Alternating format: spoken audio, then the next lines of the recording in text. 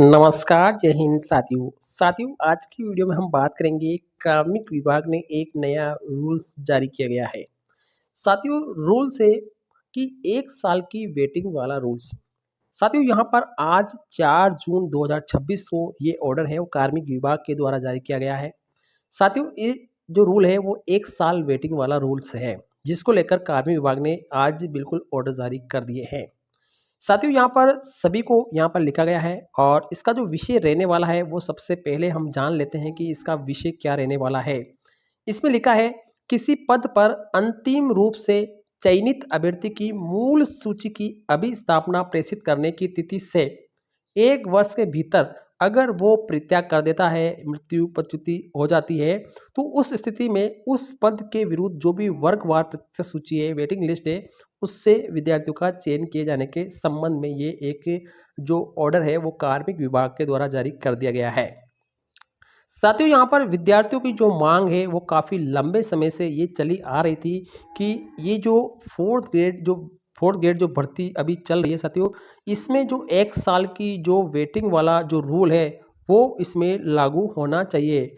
अब साथियों यहाँ पर इस ऑर्डर को अगर अपन ध्यानपूर्वक देखेंगे तो हमें पता चलेगा कि इस फोर्थ ग्रेड के अंदर 1 साल की वेटिंग वाला रूल लागू होगा या नहीं होगा। इसको लेकर आज हमारा सारा क्लियरेंस है वो क्लियर हो चुका है साथियों, ठीक है ना। अब आपके मन में बिल्कुल डाउट नहीं रहने वाला है, मैं आपको बिल्कुल क्लियर बताने वाला हूं कि इस फोर्थ ग्रेड भर्ती में 1 साल की वेटिंग वाला रूल्स लागू होगा या नहीं होगा। आप वीडियो में अंत तक जरूर बने रहिए। तो साथियों यहाँ पर सेवा नियमों में सीधी भर्ती में जितने भी चयनित अभ्यर्थी होते हैं उनकी मूल सूची के साथ में यहाँ पर रिक्तियों का 50% आरक्षित सूची भी यहाँ पर तैयार किए जाने का प्रावधान पहले से है। आरक्षित सूची के क्रियान्वयन के संबंध में विभाग के द्वारा पहले समय समय पर यहाँ पे नोटिस जारी किए गए हैं।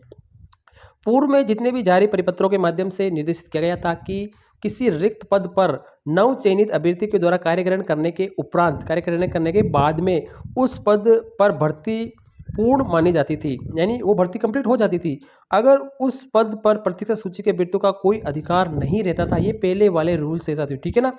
कार्यग्रहण के बाद में अगर वो त्याग पत्र दे देता है या किसी भी कारण से अगर वो रिक्ति हो जाती है तो नवीन रिक्ति ही माना जाता, बाकी वेटिंग से भरने का कोई रूल्स यहाँ पर नहीं था। साथियों उस रिक्ति को नवीन भर्ती प्रक्रिया में ही शामिल किया जाता था। ये पहले के परिपत्रों के अनुसार, इन परिपत्रों के अनुसार ये रूल्स यहाँ पर थे।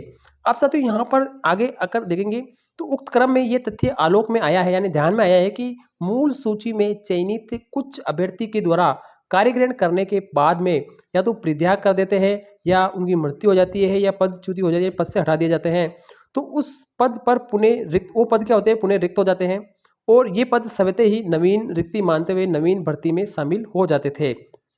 जिससे क्या होता था कि रिक्त पदों की शीघ्र पूर्ति नहीं होने से भर्ती प्रक्रिया की समयबद्धता और राजकीय कार्यों की निरंतरता सुनिश्चित नहीं हो पा रही थी। ये यहाँ पर इसमें थोड़ा सा अड़चन आ रहा था। अतः ऐसी स्थिति में राजकीय कार्यों की निरंतरता और भर्ती प्रक्रिया की समयबद्धता के दृष्टिगत राजकीय विभागों में अब जितने भी रिक्त पदों को शीघ्रता से भरने और प्रतीक्षा सूची के अभ्यर्थियों को यहाँ पर मौका देने के लिए नए रूल्स यहाँ पर जारी किए जा रहे हैं। समुचित अवसर प्रदान करने की दृष्टि से नवीन पद किसी पद पर, यहाँ से आप ध्यान से देखेंगे, किसी पद पर अंतिम रूप से चयनित अभ्यर्थी की मूल सूची की जैसे अधिस्थापना हो जाती है उस स्थिति से 1 वर्ष के भीतर अगर वो विद्यार्थी परित्याग कर देता है या मृत्यु या पदच्युति हो जाती है तो उस स्थिति में उस पद के विरुद्ध वर्गवार प्रतिशत सूची से अभ्यर्थियों का चयन किया जाए। यहाँ पे क्लियर लिखा गया है, ठीक है ना।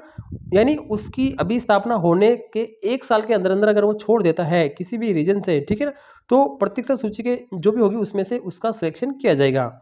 अतः यहाँ पर सभी नियुक्ति प्राधिकारियों को निर्देशित किया जाता है कि आगे से आरक्षित सूची यानी वेटिंग लिस्ट का परिवर्तन उक्त निर्देशों के अनुसार ही सुनिश्चित करावे। यहाँ पे लिखा गया है साथी, ठीक है।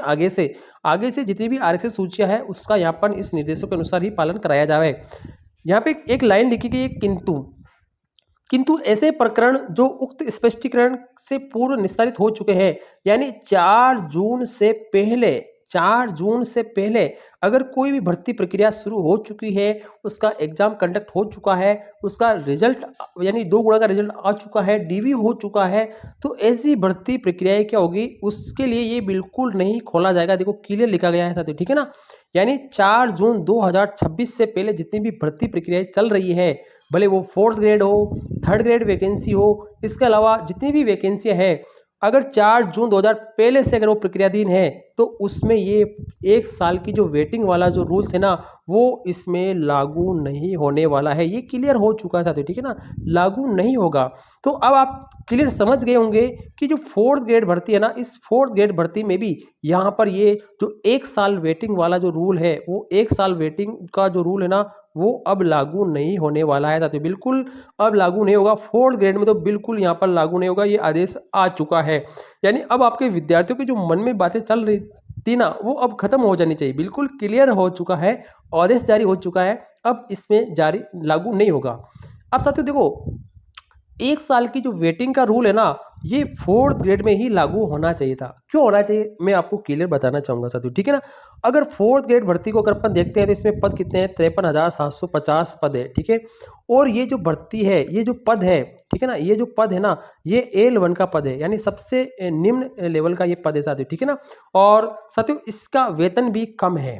अगर कोई बंदा 4th ग्रेड भर्ती में जॉइन कर लेता है, ठीक है ना? जॉइन कर लेता है और 1 साल के भीतर-भीतर अगर उसका चयन है किसी अन्य वैकेंसी में होगा, तो वो 101% है, इसको क्या करेगा, वो छोड़ेगा, इसको क्या करेगा, वो छोड़ेगा साथियों, ठीक है ना?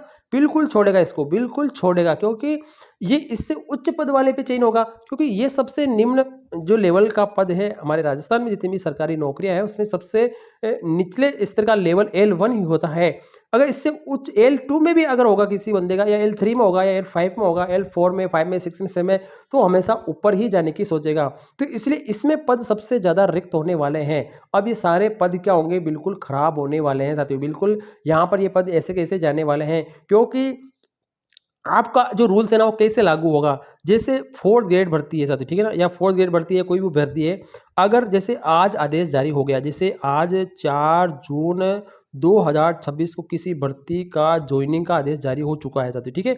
अब इसके से 1 साल बाद तक यानी 4 जून 2027 तक अगर वो बंदा उस पद को छोड़ देता है या त्यागपत्र दे देता है, ठीक है ना? रिज़ाइन दे देता है, तो वेटिंग से उस पद को भरा जाएगा। ठीक है ना?